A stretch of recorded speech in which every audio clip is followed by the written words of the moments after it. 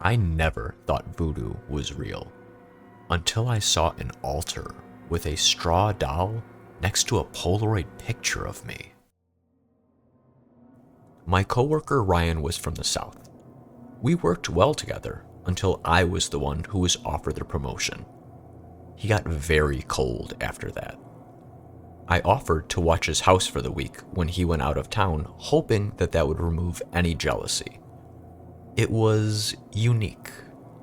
Odd mason jars, questionable paintings, but the strangest thing was the door in his basement with a padlock. I'd get chills whenever I walked by. Around that time, I hit some really bad luck. Everything started going wrong, and it's only gotten worse. I was in a car accident last week. When I returned to work, my coworker asked if I wanted to join the surprise party for Ryan. Something in my head whispered no, but I said yes. While my luck went downhill, Ryan had all the luck. Our vice president passed away in her sleep from unknown causes, and he was offered her position. And yet, he was still cold towards me. The night of the party, I stood in the back during the big "Happy Birthday!" He didn't even know I was there. After things got started, I had to use the bathroom. The main bathroom was occupied, so I went downstairs. Perks of staying here before. I knew where everything was. As I walked down the narrow hallway, I passed the locked room. Curiosity killed my cat, and I gave it a push, assuming it would be locked. It wasn't. I slowly creaked the door open.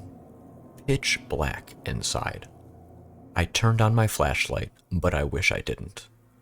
Black candles were the first thing that caught my eye. They were on a bench. An altar might be more accurate.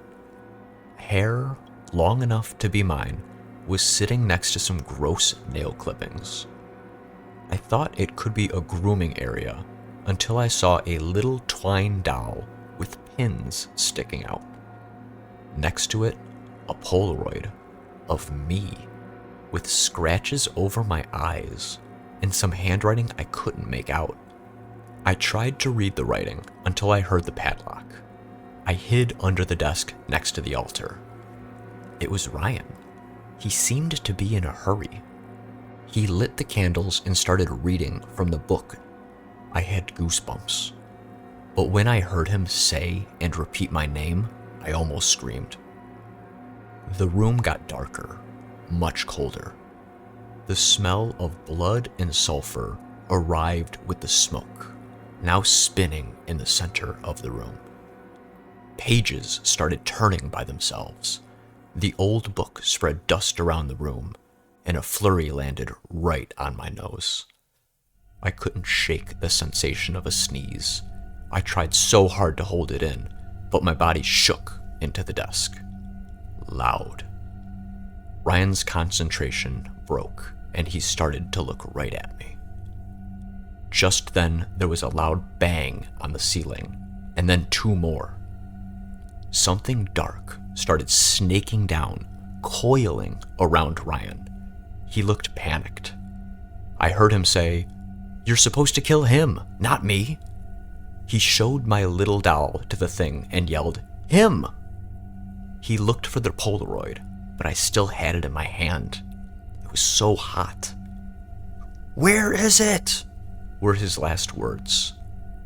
The doll turned to ash in his hand. Then it spiraled into his mouth like he was being fed through a funnel. He let out screams that I can't unhear. His body thudded to the ground, right next to me. His open eyes faced mine, but there was no soul in his eyes. Just empty, like marbles.